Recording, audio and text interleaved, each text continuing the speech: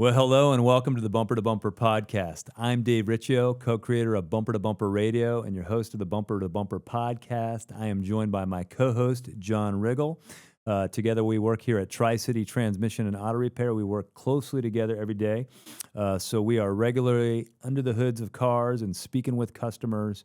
And the thing we want to do is educate you, the consumer, in relation to your car so that it's not stressful, it's not anxious, it's not all those things. And just having an understanding, I think, helps remove anxiety. I think that anxiety comes from a lack of knowledge in most cases. Yeah, I would agree.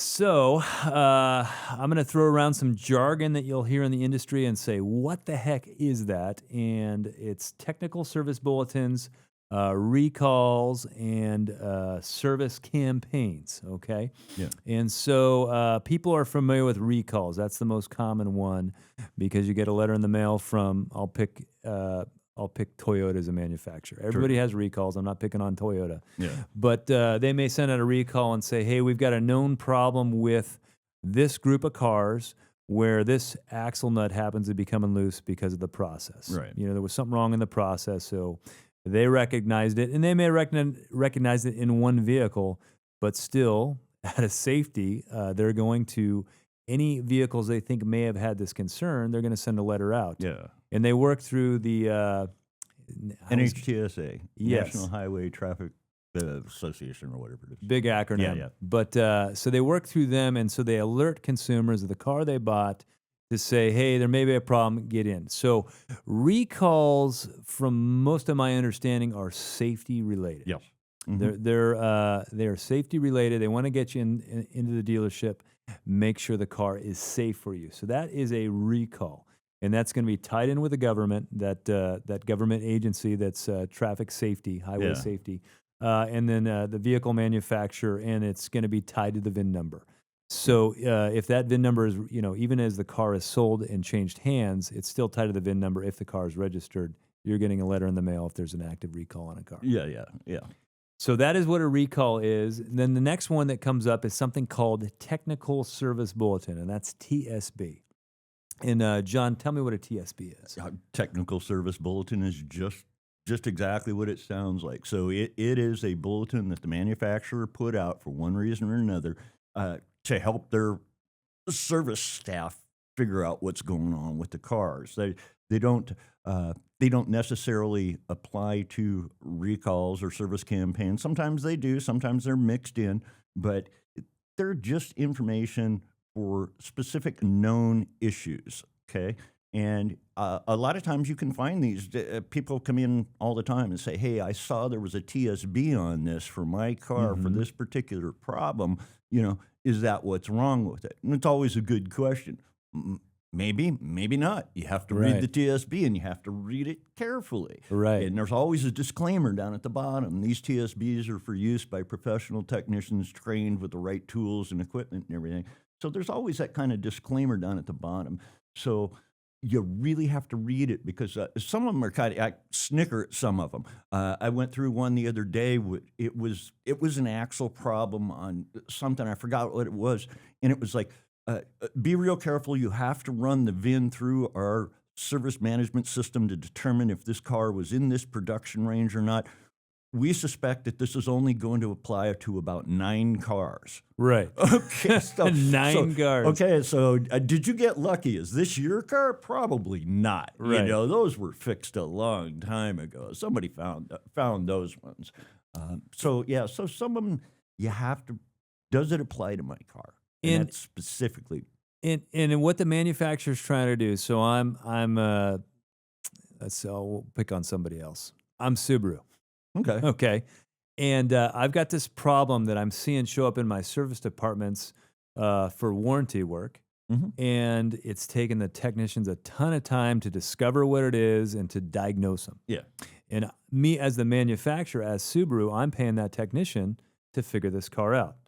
So if I can do all the homework for him because I can pull from all this other information that I know from all the dealerships, and I can simplify it for the technician, I'm going to cut down on my expense of paying technicians to figure this thing out. Right. Right. So we were talking the other, the other podcast about 8-speed transmissions in GM, and the Yeah. bulletin for that thing is long as far as the fluid goes. Yeah, well, I was surprised they finally got around to using the scan tool for diagnosis for it. Yeah. And they were doing things that I've been doing for a long time, looking at the frequency of the events and stuff, and determining whether it's likely to be a converter or not. And they finally published a pretty good TSB, shows how to do it. Hyundai Kia have been real good about doing that stuff. Really utilizing the scan tool to get some really good information and look at things. Engagement times and stuff. Actually plotting. Okay, we saw the shift lever move. Now it was 2 seconds. No, it was 2.5 seconds. Because split hairs on some of that stuff. So that's why the manufacturer is going to create a technical service bulletin. And I will call the customer and say, hey, we've checked your car out. John's done all the testing. There is a technical service bulletin that refers to your exact problem because you've done down the checklist. You've gone through everything. And they say, well, technical service bulletin, is that under warranty? Should the factory be paying for that? And that it gets sticky for people because it's a known problem, right? But it's not necessarily a warranty item or even a recall item, because we talked about recall, generally safety related. Yeah. And so the answer is no in most cases. Yeah, it is just service information. Now, once in a while, you go through and you read a technical service bulletin and you're going down it, boom, boom, boom. You go down to the answer and then you find out, oh, there's a service campaign on this one. That's a little different. That's a little different, right? So what's a service campaign? A service campaign is an issue, is a situation where the manufacturer has determined that they've got some kind of production problem for one reason or another. We see it in some of the transmissions. For a while, Nissan was warrantying the CVTs. We've seen Kia, Hyundai with the engines, with the oil consumption and stuff.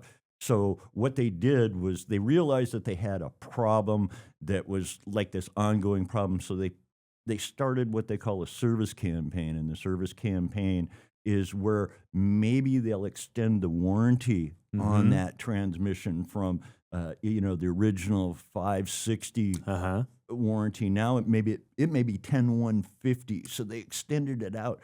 So that's one of the things that we want to be aware of. And that's one of the reasons I always look for TSBs first, because I have cars roll in here. We've had a couple of Subarus come in here, and I looked at them and I'm like, oh, this has got an extended warranty on this thing, and it's got no miles on it. Right. They can probably get a transmission for this.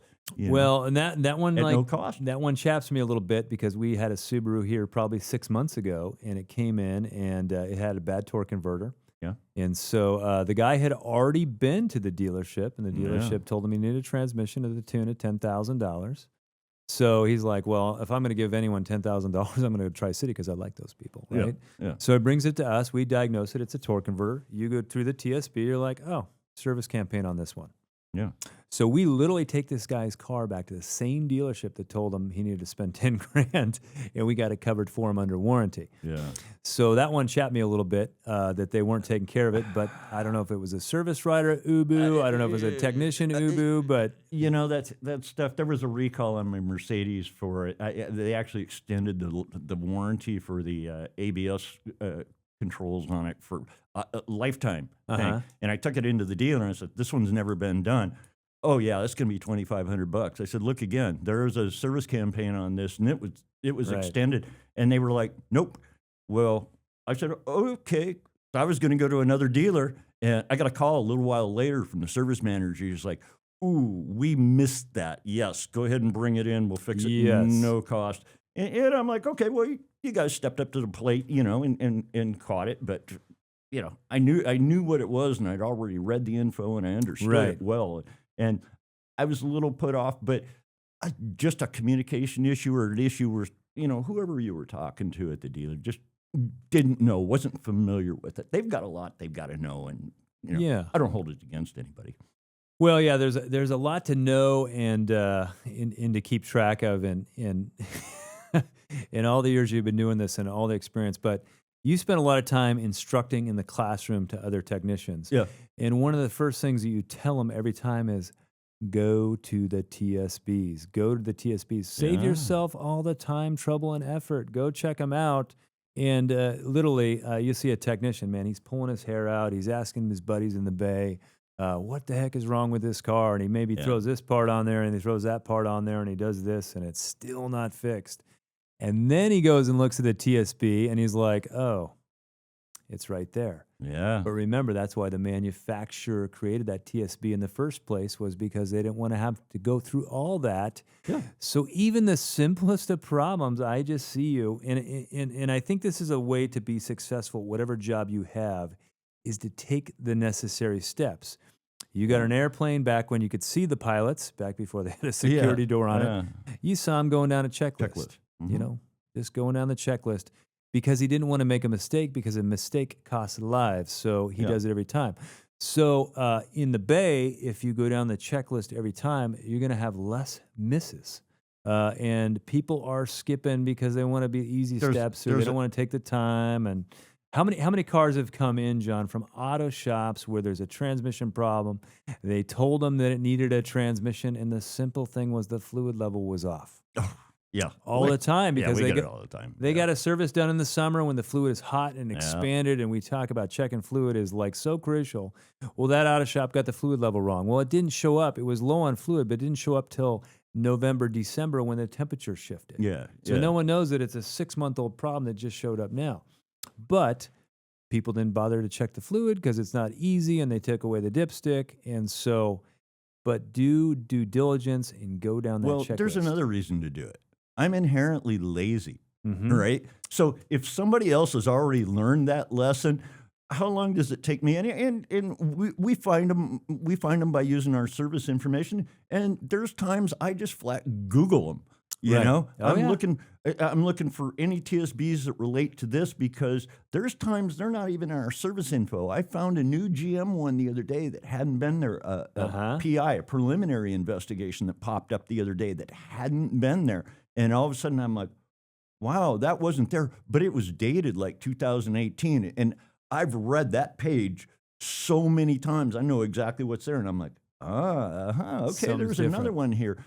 Well, then I said, I wonder if there's any more. So I Googled it, and I actually found a couple more that related to the same thing that weren't in either one of the service information systems we use. And I was like, oh, great. Okay. So, but again, I'm inherently lazy. If I've got a car in that, should be at the dealer because it's under warranty and stuff, man, that's quick and easy, man. Right, here you go. I'm glad I didn't waste a couple hours trying to figure this out. Somebody already knew the answer. It's a good answer. It fits. I made my basic observations, and it applies to this car. Get it out of here. Let's move on to the next one. Instead, the guys will work on the car for 4 or 5 hours and be scratching their head and go, oh, I don't know what's wrong with it. Maybe you should search for TSBs. Go through the TSBs. I don't know how many times. Even they write TSBs for vehicles where let's just say there's a new procedure that people aren't used to. So the manufacturer, again, sees people wasting all their time in the dealerships, and it's got angry customers because my car's been down at the dealership for 3 days or 3 weeks or 3 months, and they can't figure it out. Well, they write procedures. They say, hey, just to clarify, don't miss this. Well, this is the way you set the fluid. Or TSBs can be a lot of different things, too. There's TSBs explaining how some of the service information that they published in their service information is wrong. Corrections and stuff to the service information. Addendums. A lot of times there's a TSB that says, hey, when you're doing this, watch out, this wiring diagram is wrong. Here's the correct wiring diagram, or something like that. So that can save you a ton of time. Sometimes it's worth it. It takes 5-10 minutes to search for TSBs, man. That's time well spent. Well spent. I would say all this brings me to the fact of, to calm anxiety around getting your car serviced, you want to know some information so you feel comfortable. The other thing is you want to be working with a good qualified shop. Yeah. And what I mean by that is you want to make sure they're experienced, they've been around a long time. You're not picking them because they got a great coupon and an oil change. You're picking them because they're established, they're qualified. And honestly, even really good shops, I mean, they start out somewhere where they're not established, but you want to make sure you're working with good personalities. And I think that helps to release some of the pressure, because I think that's some of the biggest fear. Am I being taken advantage of? Yeah. Am I wasting my money? Is this guy qualified? And a lot of technicians, I mean, we're good at talking to people. I think Yeah. because we have to communicate. Communication is important. That's one of the most important aspects. But the biggest thing that I think causes stress is unrealistic expectations. Okay. Because I would say, I mean, I'm going to tell you this week we got 4 8-speeds Yeah. that all have weird issues. Problems. Every Weird, single one. of them, yeah, and it's a lot, because you get all the hard problems in the shop, Yeah. and it's intermittent, or it's we got to keep it overnight to check the fluid again in the morning, or it's all those little things to get to I the mean, right we've answer. had cars we've been sending them home with service riders. Uh-huh. Service managers have been driving them home and back because they've been difficult to duplicate. And there's times I don't have the time to go. Well, I mean, spend just think 2 of hours driving a car. think of the F-150 we just fixed. Yeah, had to drive it up the mountain. Overheated driving his trailer up a mountain, right? And he was talking about a 1,500-pound trailer, and I'm like, that's nothing for that truck. Yeah. So I literally took my 1,500-pound trailer, I hooked it up to his truck, and I drove it up to Four Peaks. Mm-hmm. And I actually didn't get that high up the hill before it started to overheat. And what that was the shop that did the work before put a thermostat in it that was aftermarket that was creating the issue. Yeah. But you couldn't get it to get hot driving around town. Yeah. We had to get that thing with a trailer, 1,500 pounds going uphill. Yep. So in order to prove it out, sometimes it just takes time. And so you got to give the shop room. You also got to work with a good shop. So anyway, thanks for joining us, keeping you in the know when it comes to your car. Thanks, Bumper to Bumper podcast. Well, hello, I'm Dave Riccio, your host of the Bumper to Bumper podcast. And I would like to thank you for tuning in.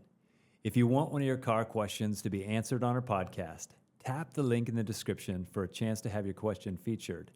And while you are there, we would love for you to like and subscribe to see more Bumper to Bumper podcasts in the future.